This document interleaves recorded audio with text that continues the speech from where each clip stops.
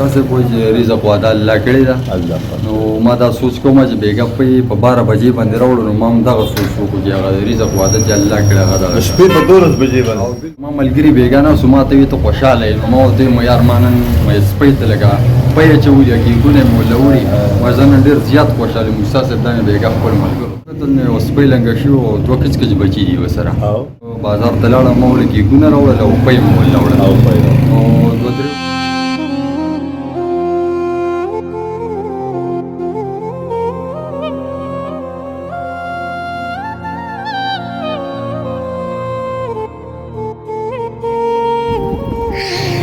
بسم الله الرحمن الرحیم السلام علیکم حقوقتونکو سحر دی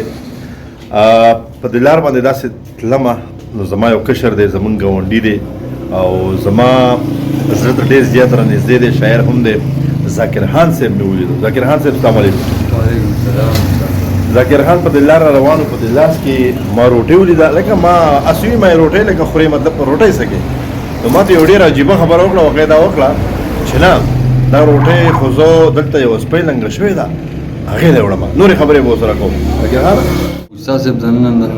2-3 ورځې مخکې زه ګیرج ته چې کله رالم زما موټرسایکل هم دلته ولاړې ګاډی هم چې ما وکتل نو یو سپۍ لنګه شي او 2 کچ بچي دي ورسره هغه بچو ته چې ما وکتل استاد صاحب زه پرې ډېر زیات خفه شوم نو د هغې نه داسې وشوه چې زه بازار ته لاړم ما ورله کېکونه راوړل او پی مې ولوړل او 2-3 ورځې مې ورله دغه وکړه او نن هم دا دی د کور نه مې ورله روټۍ راوړه اوس ځم دې دوکان ته او پی ولوړم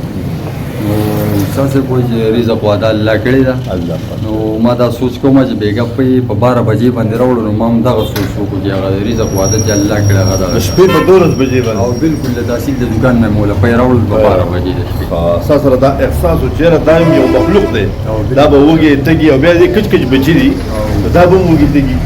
هغه احساس ته یې ونه کړې او ستا په دې سینه کې غورځنګونه نور هم د دغې سپۍ سره د دغې بچو سره د سپۍ احساسات تا خپل شریکول او پی ولا تا په دغې نیو شپه راوړه او بالکل استاد صاحب زما ملګري بیګا نه سو ما ته وي ته خوشحاله یې نو ما ورته ویل یار ما نن مې سپۍ ته لګا پی اچولي کېکونه مې ولوړي ما زه نن ډېر زیات خوشحاله یم استاد صاحب دا مې بیګا خپل ملګرو ته راغلی په دې خبره باندې نورې خبرې هم کېدی شي ذاکر زه ته سلوټ کوم ډېر زیات ښه دا شان ځوانان دغه شان بندیان